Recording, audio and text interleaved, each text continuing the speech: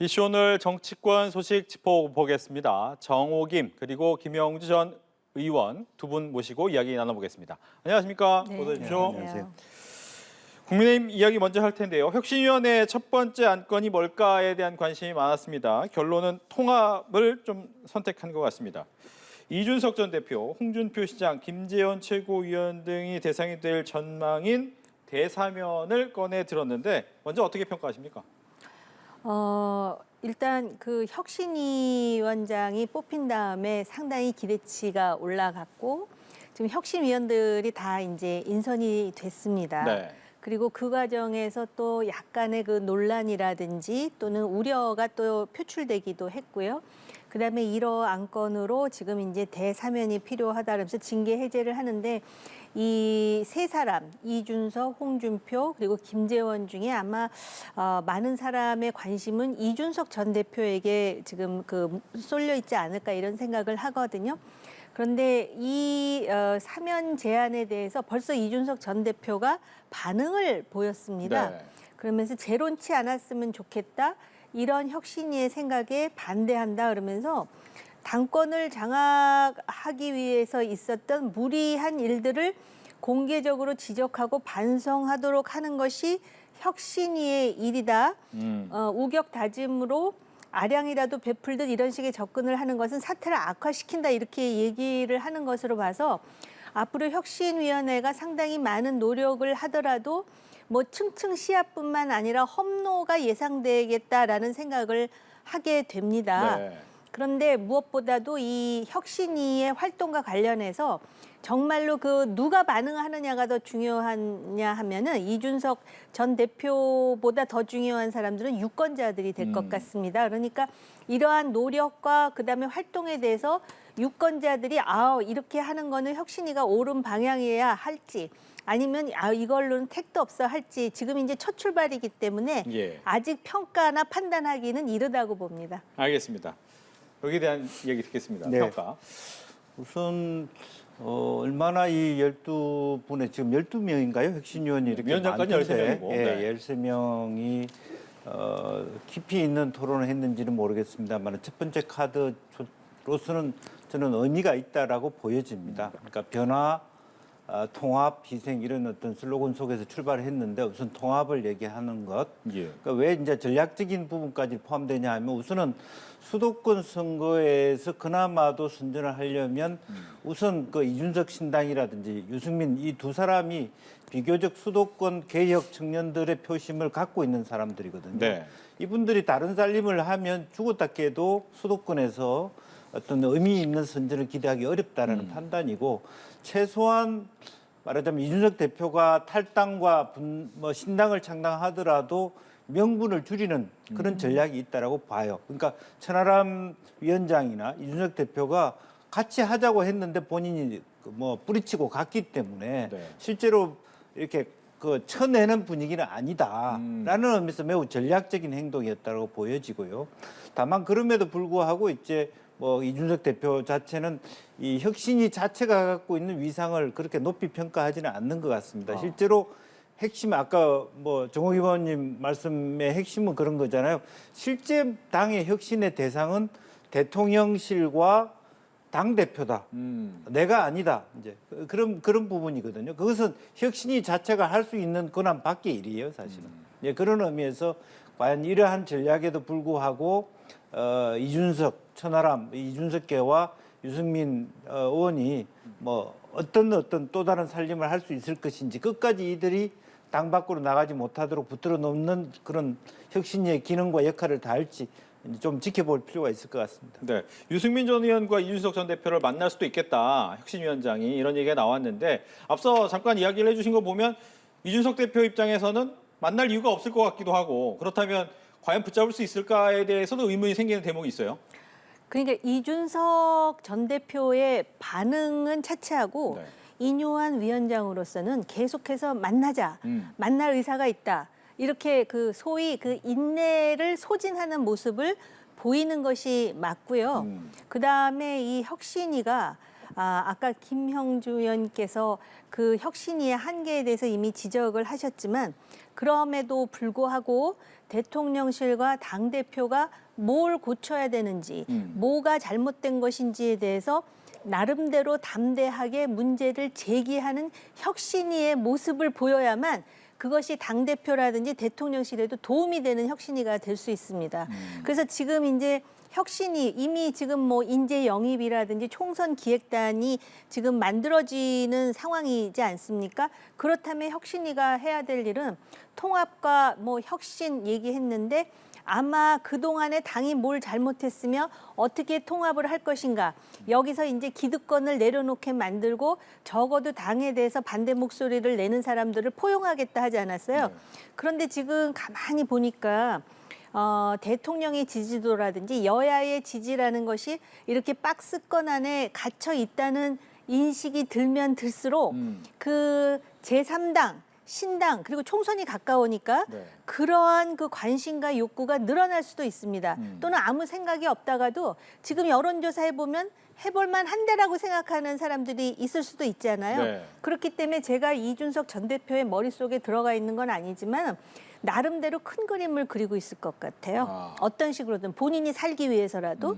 그렇다면은 혁신위원장으로서는 오히려 대중들이 볼 때 이준석 해도 너무한데 할 정도의 인내심을 가지고 계속 포용하고 끌어당기는 모습을 보이면서 또 그 당대표라든지 당내 구조적 문제에 대해서는 또 아주 직설적으로 그것에 대해서 지적하는 그런 모습을 보여야 혁신위가 살 수 있습니다. 예. 그러면 추가 질문 하나 더 드리면 말씀하신 것처럼 징계를 해제를 원하지 않아도 징계 해주겠다라고 하고 예를 들면 노원의 당협위원장 주겠다라든가 이런 식의 카드를 주면 그 부분은 어떻습니까? 그런다고 하여 이준석 대표가 그걸 덜컥 받지 않을 것 같습니다. 왜냐하면은 지금 노원병이 사실은 여당 후보로 나갔을 때 그렇게 녹록한 지역구가 아닌데다가 지금 그 여론조사로 볼 때 그리고 우리나라의 지금 선거 시스템이 바뀌었잖아요. 그래서 뭐 연동형 비례대표자라는 것도 있고 또 지금 많은 유권자들이 이 양당 체제에 대해서 굉장히 피로감을 느끼고 있는 상황입니다. 비단 국민의힘뿐만 아니라 민주당 지지도도 그렇게 높이 쫙 올라가고 있지 않거든요. 그리고 또 일부 여론조사를 보면은 오히려 이준석 신당이 야당을 오히려 야당 지지자들을 또 견인하는 그런 결과도 나왔기 때문에 그런 그 제안을 한다 그래서 쉽게 받아들이려고 하지 않을 것 같습니다. 일단 이렇게 계속해서 화두가 되고 네. 혁신위가 화두가 되고 또 이준석이 화두가 되고 이게 자꾸 그 여론에 회자되는 것에 대해서 이준석 대표로서는 나쁠 게 하나도 없지 않습니까? 그러면 이거를 해결을 봄으로써 끝내는 것보다 계속 유지하는 것이 본인의 그 정치적 활동에 훨씬 유리하다고 정치 공학하면 이준석을 따라갈 사람이 별로 없다고 하는데 네. 그렇게 생각하지 않을까 싶습니다. 김영주 전 의원께서는 그렇다면 네. 이 유승민 전 의원이나 이준석 전 대표가 신당을 만들 것이라는 얘기가 굉장히 많잖아요. 네. 어떻게 생각하시고 과연 그것이 말씀해 주신 것처럼 여당뿐만 아니라 야당에도 좀 파급 효과가 있겠는가 이 부분도 궁금합니다. 그러니까 이제 이준석 대표는 사실은 혼자서 신당을 만들 수 있는 내공을 갖고 있습니다. 그러니까 내공이라는 것은 청년 지지층을 갖고 있는 거죠. 이제 대표다 했다라고 하는 부분도 있고요. 그러나 유승민 대표는 사실은 그런 상징성에 비해서 개혁적 상징성 또 그런 부분에 비해서 실질적으로 당을 구성할 수 있는 독자적인 힘은 저는 많지는 않다고 생각합니다. 네. 따라서 실제적으로 이것은 연동되어 있습니다. 민주당 내의 파열음이 어느 정도 폭발해서 민주당에서 몇 사람이 튀어나오면서 네. 정의당의 일부와 유승민, 이준석 함께 가는 그런 모양새가 됐을 때는 의외의 폭발력을 가질 수 있기 때문에 예. 그런 의미에서 조금 더 이제 이준석 대표는 여유를 가지고 이 상황을 즐기는 것 같고요. 유승민 대표는 조금 더 예민하게 이 부분을 볼 것 같습니다. 이제 다만 이제 그런 측면에서 이것이 이제 각 따로따로 이렇게 볼 것이 아니라 실제로 이준석 신당이나 유승민 신당이나 각각의 신당이라기보다는 실제로 야당의 분열과 연계되었을 때 완결된다라고 하는 그리고 또 양양자 금태섭 부분을 포함시킬 수 있다라고 하는 폭발력을 가진다는 것이죠. 네. 그렇다면 이제 이 말씀하신 것처럼 야당의 분열이 필요하다라고 하는데 그 시작이 될 수도 있는 부분이 오늘 시작이 됐어요. 뭐냐면 바로 민주당의 지도부 자리가 채워졌는데 지명직 최고위원회 박정현 전 대전 대덕구청장이 그리고 정책위 의장의 이계호 의원 임명이 됐는데 지역 안배라는 얘기는 하셨지만 여기에 대해서 좀 평가를 듣겠습니다. 먼저. 뭐 이제 보이지 않는 총승이 시작됐다 그렇게 봐야 되겠죠. 네. 특히 이제 이계호 의원이 하는 거야 뭐 어쨌든 비명계가 아닌 상태에서 친명을 한다는 것은 뭐 직접적인 그 이재명 대표의 스타일이라고 할 수 있는데 문제는 여기에 지명직 최고위원이 된 전 대덕구청장의 경우에 현역 의원하고 바로 붙인다라고 하는 부분이 이게 현역 의원이 이제 사실 비명계로 분류되기 때문에 이것은 아예 그 누구의 하나의 손을 들어준 것으로 이해될 수 있고 이제 그런 것들이 상당히 이제 서서히 이제 지금 이원호 의원실에 드러나는 개딸들의 방해 행위라든지 뭐 포스터라든지 이런 것이 하나하나 각계의 불만을 뛰어넘어서 연대할 수 있는 아직 뭐 그분들이 탈당을 생각하는 것 단계는 아닙니다만은 어쨌든 당내에서 투쟁을 하는 단계입니다만은 오죽하면 조홍천 의원이 이렇게 표현합니까? 마치 도마 위에 있는 물고기 같다. 언제 내리칠지 모른다라고 한다는 것은 결국에는 뭐 이상민 의원 표현처럼 서서히 끌어 죽는 어떤 개구리보다는 팔딱 뛰어나오는 그런 의미에서의 다른 대안을 만들어질 수 있고 그 대안이 민주당만 존재한다라면 사실은 의미가 없어요. 오히려 또 그것은 왜냐하면 이재명 대표에 쫓겨나오는 형국밖에 안 되기 때문에 그런데 87 체제를 종언하면서 범여야가 합하는 중도 대통합 정당이라는 모습을 취한다 그러면 그러니까 이 양극화된 어떤 그 양 진영에 대한 폐악적인 문제, 비생산적인 문제, 또 87 체제의 단일 그 대통령제의 문제를 하나의 새로운 의제로 삼으면서 패러다임을 전환해 간다라면 상당히 큰 어떤 그 곽강받을 수 있는 새로운 대안으로 떠올 수 있다. 그런 의미에서 민주당의 의원들도 마지막에는 그런 데 대한 관심을 가질 수밖에 없지 않겠나 그렇게 보여집니다. 네, 민주당의 지도부 인선에 대한 평가도 듣겠습니다. 아니 그 정책위 의장하고 그다음에 최고위원 지명직을 하면서 충남 호남이잖아요. 네. 그래서 지역 안배를 했다 그래서 참 놀랬어요. 적어도 민주당의 지역 안배면 영남이 하나 들어가야 지역 안배 아니에요? 적어도 국민의힘은 그런 정도의 양심은 있거든요. 근데 그렇게 해놓고 지역 안배라 그러고 더군다나 지명직 최고위원은요. 정치에 대해서 좀 관심 있는 사람은 누가 봐도 이거 친명인 걸 다 알고 있습니다. 그리고 이 여성이 모 친명계 유튜브에 가서 불체포 특권을 내려놓으라는데 동의하기 어렵다라고 막 그냥 역설을 했던 인물이에요. 그럴 뿐만 아니라 소위 그 친명계 전직 기초단체장 모임에도 이름을 올린 인물입니다. 근데 그 기초단체장 모임이 선언문에서 뭐라 그랬냐면은 22대 총선에서 이재명 대표를 중심으로 한 민주당의 승리를 막 얘기하는데 거기 바로 비명계 국회의원이 있잖아요. 근데 비명계 국회의원은 지금 오히려 뭐라 그러냐면은 충남 출신 한 사람이 지금 그 지명직 최고위원으로 올라가서 자기는 뭐 환영한다 내지는 뭐 수용하듯이 얘기를 하는 걸 보면은 지금 그 민주당 내 비명계 40명 의원들이 지금 일종의 희망 고문, 그러니까는 그 5명, 아예 그 드러난 5명은 지금 우리가 개구리냐, 우리를 끓여가지고 지금 이렇게 끓여서 죽이려고 할 바에는 우리 튀어나오겠다라고 하지만 나머지 35명은 그래도 나를 설마 찍어낼까라는 그런 희망 고문을 지금 하고 있는 게 아닌가. 근데 제가 여기서 놀란 건 이재명 대표예요. 이걸 왜 비판을 하고 이게 왜 비판 대상이 됩니까? 그러면서 그 지명직 최고위원이 친명인지 잘 모르겠다라고 얘기하잖아요. 이렇게 솔직하지 못한 대표 아닙니까?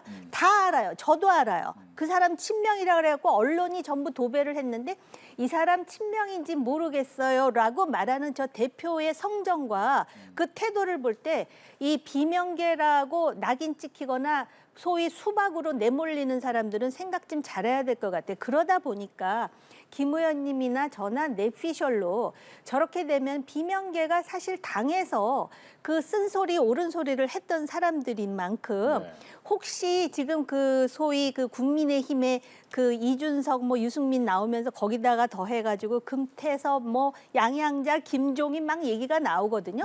그렇게 해서 혹시 신당을 만들 수도 있는 것인가라는 상상을 하게 돼. 왜냐하면 비명계는 지금 내몰리는 상황입니다. 그런데 내몰리는데 그냥 막 빗자루를 쓸듯이 그렇게 내모는 것이 아니라 마치도 그 아닌 것처럼 하는데 실제로는 지금 내몰릴 수밖에 없는 구도를 갖고 있다라는 점에서 오히려 이런 일련의 상황이 국민의힘이 또 살아날 수 있는 하나의 공간이 될 수도 있다라는 생각도 듭니다.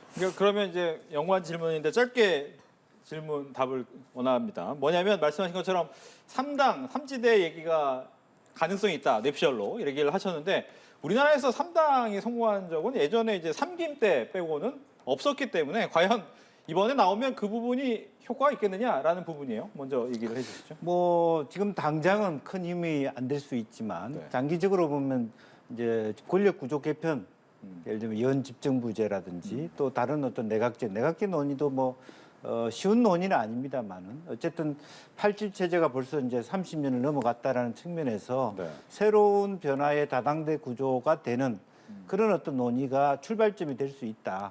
그리고 실제적으로 지금 현재 양당이 하는 민심의 입안을 보면 뭐 하기에 나름으로는 제3당의 역할들을 국민들이 지원해 줄 수는 있는 거 아닌가. 지난번에 뭐 국민의당의 경우에는 사실은 이것도 아니고 저것도 아닌 이제 그런 당이 됐습니다만 실질적으로 지금 현재 하고자 하는 사람들의 경우 몇 면의 경우에는 자기 비전들을 좀 더 명쾌하게 갖고 있고요. 네. 또 그런 면에서 말하자면 좌우가 함께 할 수 있는 최소 분모 같은 걸 만들어 가려는 의지를 갖고 있다 그렇게 보고 있습니다. 예. 여론으로 보면은 지금 그 뭐 영화 대사에 죽기 딱 좋은 계절인가 뭐 이런 말이 나오는데 정말 삼당하기 딱 좋은 그 여론 지표가 나오는 거는 사실이에요. 조사로 볼 때.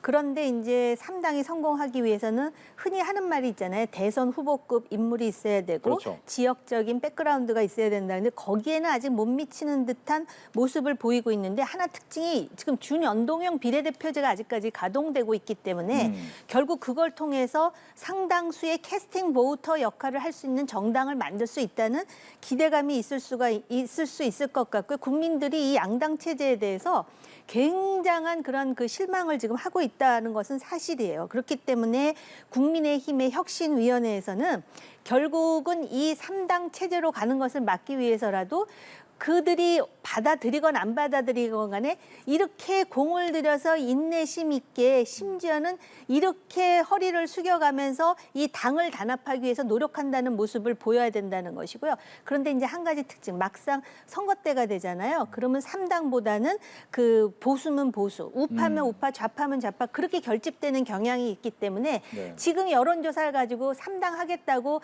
만약에 희망에 들떠서 뭔가를 한다 그러면 그것도 실패할 가능성은 여전히 있다라고 말씀드릴 수 있죠. 예, 여론조사 이야기가 나온 김에 여론조사 얘기도 해보겠습니다. 윤 대통령 지지율이 33%죠. 지난주 30%로 내려가서 6개월 만에 최저치였는데 조금 올라왔습니다. 3%포인트 반등을 했습니다. 뭐 이유에 대해서 좀 궁금한데 뭐 최근에 보면 뭐 오늘도 그렇지만 이제 경북 안동을 방문하기도 하고 어제는 이제 박정희 전 대통령 추도식에도 가고 보수 중에 지지층의 결집이 좀 효과가 있는 거냐 이 부분 먼저 좀 듣겠습니다. 그래서 이게 이제 언제까지 한 여론조사인지는 모르겠는데 제가 볼 때는 오히려 이제 그 순방 외교를 통해서 그 세일즈 외교의 성과와 함께 인요한 혁신위를 띄우면서 그 고정 지지층 근데 이게 30%에서 왔다 갔다 하는 거 아닙니까?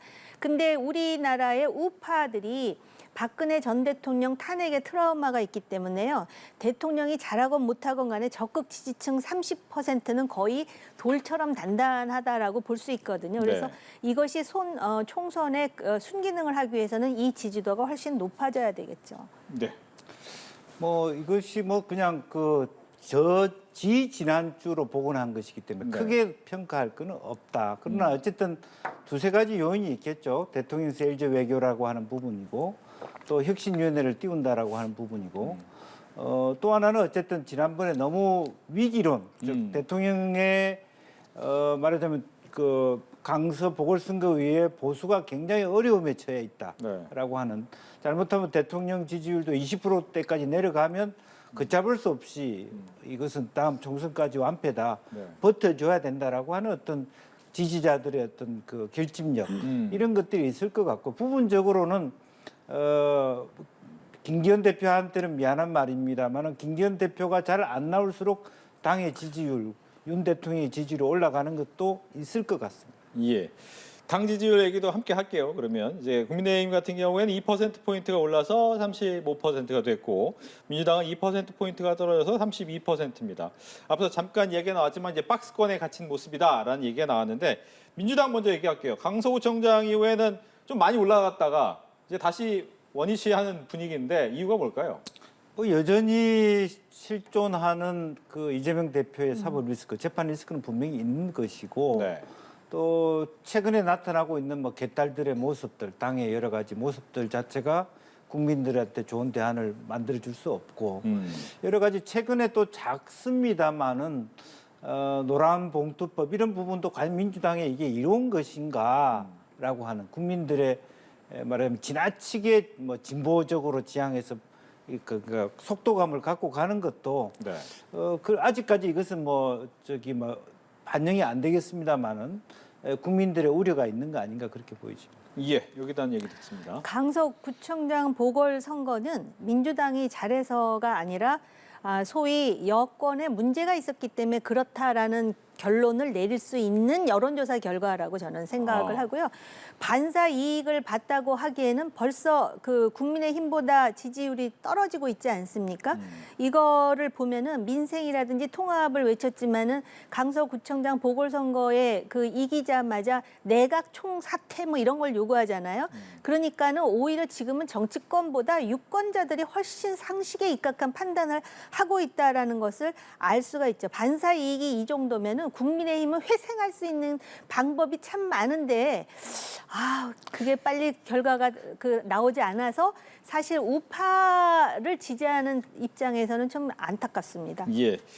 또 이제 모레 예정된 게 이제 이태원 참사 추모제입니다. 1년이 됐습니다. 이 정치권에서 이 부분을 이 참석을 놓고 신경전이 벌어졌는데 대통령실이 공동 주최자에게 민주당이 포함돼서 정치 집회 변질 가능성이 있다. 불참 의사를 밝혔단 말이죠. 하지만 이제 민주당 이재명 대표는 그렇지 않다라고 얘기를 하고 있고요. 이 부분 좀 얘기 들을게요. 저는 그 대통령실이 물론 대통령께서 참석할 수도 있고 안 할 수도 있고 다른 사람 보낼 수도 있다고 봅니다. 근데 정치적이다라고 하는 표현을 쓰는 것은 좀 유감이에요. 그러니까 정치적이라고 하는 것은 다른 식으로 해석한다면 대통령실 식으로 해석한다면 불순하다. 네. 그런 얘기로 통하거나 아니면 실제로 정치는 우리들만 하지 니네들은 정치하지 마 이렇게 보일 수 있는 다소 뭐 무식한 해석입니다만은 그런 부분에 대한 용어가 적절하지 않다라고 하는 거고 왜 그 사람들이 정치적이 될 수밖에 없는지를 반성할 필요가 있어요. 실제적으로 누구도 책임지지 않는 상태를 보면서 누구한테 고소합니까? 정치적으로 행동할 수밖에 없는 위치에 저는 있다고 보여지고요. 그러니까 그동안의 대통령 1년이 되는 동안에 저 사태에 대해서 누가 책임졌습니까? 그리고 뭐 최상병 문제도 있고 여러 가지 어떤 일련의 상황 속에서 이 정부가 책임지는 모습을 보이지 못할 때 국민은 정치적으로 행동할 수밖에 없다 저는 그렇게 보여지고 그런 것에 대하여 대통령실의 반응이 정치적이라서 못 가겠다 이런 것은 굉장히 잘못된 태도다 그렇게 봅니다. 예. 이게 서울 한복판에서 150명이 넘는 젊은 생명이 희생됐다는 것은요. 굉장히 엄중한 그런 그 사고였습니다. 그렇기 때문에 이들의 그 유가족을 위로한다는 차원 그리고 앞으로 이러한 식의 사고나 사건이 재발되지 않는다는 차원에서 저는 대통령이 이들을 좀 만나는 어떤 방법으로든 그러니까 추도식에 참석하지 못한다면은 그 유가족을 대통령실로 좀 이렇게 초대를 해서라도 네.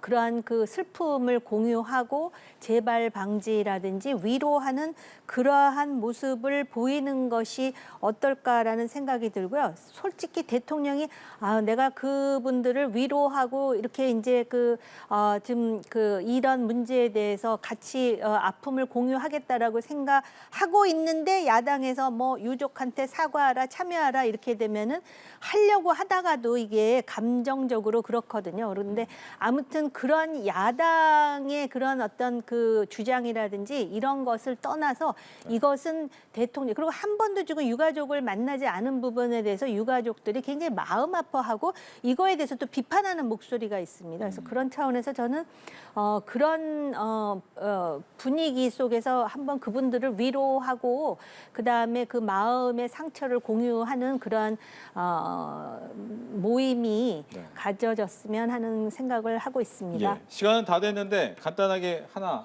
질문, 공통 질문입니다. 지금 연예계 마약 수사 때문에 공방이 벌어졌는데 민주당 안민석 의원이 이거 기획설 얘기를 또 했어요. 또 이제 한동훈 법무장관은 여기에 대해서 비판하기도 했고 여기에 대해서 입장을 듣겠습니다. 먼저 해주시죠.